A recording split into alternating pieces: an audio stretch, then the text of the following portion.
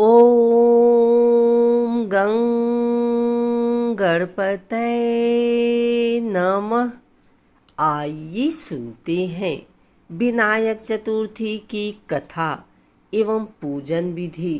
श्री गणेश चतुर्थी व्रत की पौराणिक कथा के अनुसार एक बार भगवान शिव तथा माता पार्वती नर्मदा नदी के किनारे बैठे थे। वहाँ माता पार्वती ने भगवान शिव से समय व्यतीत करने के लिए चौपड़ खेलने को कहा। शिव चौपड़ खेलने के लिए तैयार हो गए, परंतु इस खेल में हार जीत का फैसला कौन करेगा, यह प्रश्न उनके समक्ष उठा तो भगवान शिव ने कुछ तिनके एकत्रित कर उसका एक पुतला बनाकर उसकी प्राण प्रतिष्ठा कर दी और पुतले से कहा, बेटा, हम चौपड़ खेलना चाहते हैं, परंतु हमारी हार जीत का फैसला करने वाला कोई नहीं है। इसीलिए तुम बताना कि हम दोनों में से कौन हारा और कौन जीता। उसके बाद भगवान शिव और माता पार्वती का चौपड़ खेल शुरू हो गया।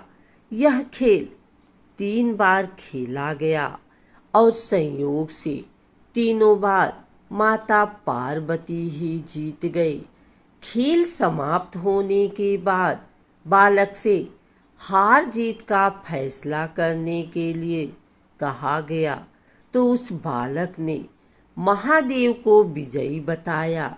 यह सुनकर माता पार्वती क्रोधित हो गई और क्रोध में उन्होंने बालक को लंगड़ा होने, कीचड़ में पड़े रहने का श्राप दे दिया।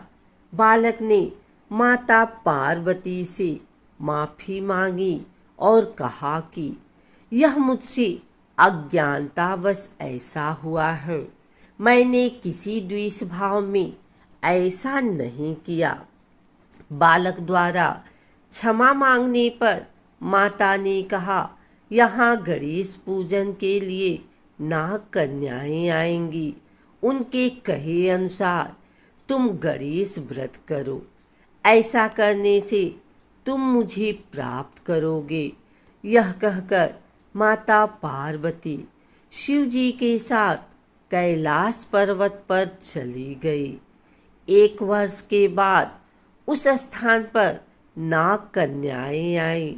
तब नाग कन्याओं से श्री गणेश के व्रत की विधि मालूम करने पर उस बालक ने 21 दिन लगातार गणेश जी का व्रत किया। उसकी श्रद्धा से गणेश जी प्रसन्न हुए। उन्होंने बालक को मनोवांछित फल मांगने के लिए कहा। उस पर उस बालक ने कहा, हे विनायक, मुझ में इतनी शक्ति दीजिए कि मैं अपने पैरों से चलकर अपने माता पिता के पास कैलाश पर्वत पर पहुंच सकूं और वे यह देख प्रसन्न हों। तब बालक को वरदान देकर श्री गणेश अंतर्ध्यान हो गए। इसके बाद वह बालक कैलाश पर्वत पर पहुंचा और कैलाश पर्वत पर पहुंचने की अपनी कथा उसने भगवान को सुनाई।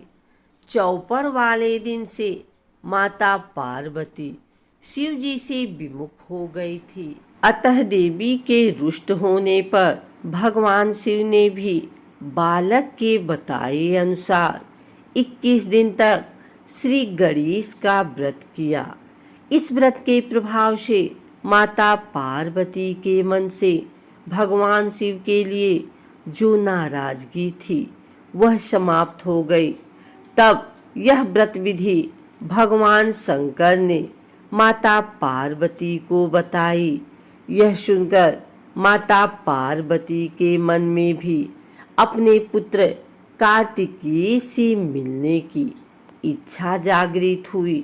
तब माता पार्वती ने भी 21 दिन तक श्री गणेश का व्रत किया तथा दुर्वा फूल और लड्डुओं से गणेश जी का पूजन अर्चन किया। व्रत के 21वें दिन कार्तिकेय स्वयं माता पार्वती से आ मिले। उस दिन से श्री गणेश चतुर्थी का यह व्रत समस्त मनोकामनाओं की पूर्ति करने वाला व्रत माना जाता है। इस व्रत को करने से मनुष्य के सारे कष्ट दूर होकर मनुष्य को समस्त सुख सुविधाएं प्राप्त होती हैं। विनायक चतुर्थी पूजा शुरू करने से पहले नित्य क्रियाओं से निवृत्त होकर पवित्र आसन पर बैठना चाहिए।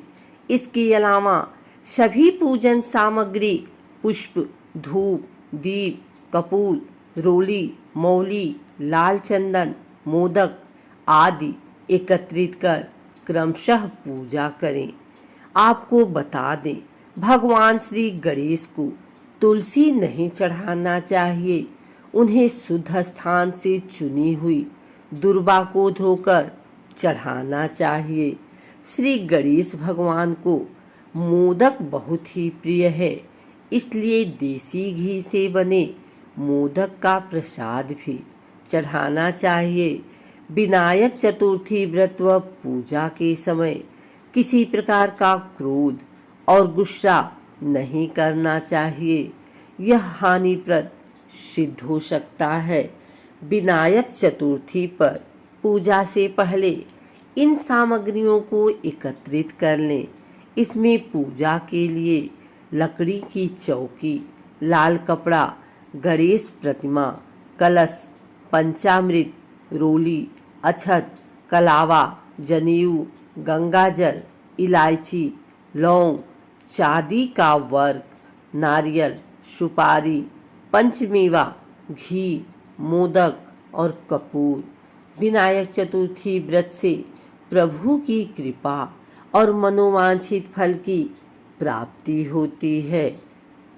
गणेश चतुर्थी के दिन गणेश जी की मूर्ति स्थापित करके आप अपने घर में गणपति पूजन करने की अगर सोच रहे हैं तो आपको गणपति पूजा की विधि और मंत्र जान लेना चाहिए। गणेश प्रतिमा की स्थापना करके इनकी पूजा करने से गणपति विघ्नों को दूर करते हैं और मंगल मूर्ति रूप में सभी प्रकार से भक्तों के जीवन में सभी प्रकार से शुभ मंगल लेकर आते हैं। आइए जानते हैं गणेश चतुर्थी पर किस तरह से करें पूजा। सबसे पहले एक कलश में जल भर कर ले आएं। जहाँ भी आपने पूजा के लिए मंडप बनाया है वहाँ आसन बिछाकर बैठ जाएं।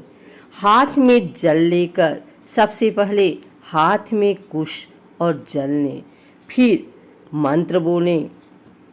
ओम अपवित्र पवित्रो वा सर्वावस्था गतो अपि वा या स्मरेत पुंडरीकाक्ष सबाहांतर शुचि। फिर जल को अपने ऊपर और पूजा के लिए रखें। इस सामग्रियों पर इसे छिड़क दें। इसके बाद 3 बार आचमन करें। हाथ में जल लें और ओम केशवाय नमः, ओम नारायणाय नमः, ओम माधवाय नमः, ओम ऋषिकेशाय नमः ऐसे बोलते हुए 3 बार हाथ से जल लेकर मुंह से स्पर्श करें। फिर हाथ धोने। इसके बाद जहाँ गणेश जी की पूजा करनी हो उस स्थान पर कुछ अटूट चावल रखें। इसके ऊपर गणेश जी की प्रतिमा को विराजित करें।